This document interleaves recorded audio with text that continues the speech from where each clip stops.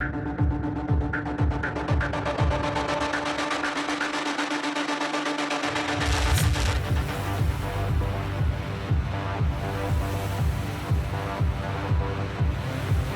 do have another fantastic update on Tom Maguire and Andrew Garfield's future Spider-Man, which I'll only discuss with my fan supporters at the end of this video.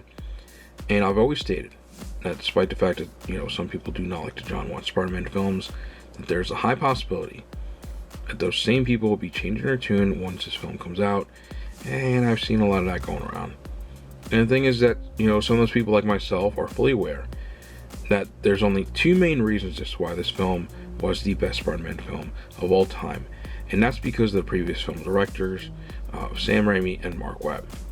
And this film was totally fueled by nostalgia, which is why I've always compared this film to the Cobra Kai series. And not only that, but it's been confirmed that both Tobey Maguire and Andrew Garfield have a lot of input into their own characters with the writers. And one of the major things that I would love to bring up that's going to put a slap on the face to people like Grace Randolph, who ended up blocking me on Twitter over this, and Chris Kelly from comicbook.com, is that they were so dead against the news that Tobey Maguire and Andrew Garfield have signed on to Spider-Man No Way Home. Yet Andrew Garfield confirmed that he hid the fact he was going to be involved in this film for a period of 2 fucking years pre-COVID.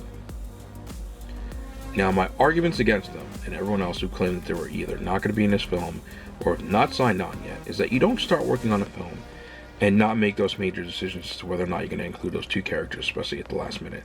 That's just not the way it fucking works, like as if there's some kind of fucking plan B.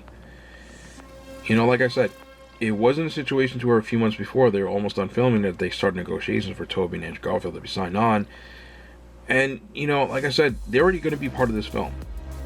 And Grace's bullshit story about how Tobey wants more money and wants more screen time, and that's why there was a holdup, it was all bullshit, okay? Even Andrew Garfield himself confirmed that when they first approached him, they didn't even have a script yet. And like I've reported many times prior to me signing an NDA, so I could be able to read the script and give everyone a review on it, that this was already all planned out pre-COVID. Yes, this film was one of the worst kept secrets of all time because there was a lot of legit leaks going around, and I've been doing this for so many years, and it's always like, sort of become deja vu for me, because every time that I say something is going to happen, people doubt me and say they're either full of shit or don't know what I'm talking about. It's when I warned everyone that Zendaya's version of Michelle Jones is going to be a hybrid mixed character of Mary Jane Watson and Michelle Gonzalez, and that it will be revealed at the end of Spider-Man Homecoming to be a new version of MJ. Even after that was revealed, people still claimed that I was wrong, although she used, the MJ name. Her character is, number one, nothing like the character from the comics. No red hair, looks fugly as hell, with no friends, and her name is not Mary Jane Watson. Their continued hope was that her character is just a red herring for the real Mary Jane Watson to pop up one day in the MCU. Yet I've already explained countless of times that Sony wants the rights to that character, which is why Marvel Studios improvise all these different hybrid mixed characters. None of the characters in the MCU version of Spider-Man are actually legit from the comics. They are mixed characters. They take two characters and just put them into one.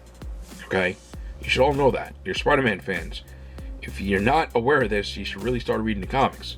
At one point, I proved I was right when writer John Francis himself confirmed that she is a reimagining of that character, yet people still didn't budge until Spider-Man No Way Home, when it was revealed that her full name is Michelle Jones Watson.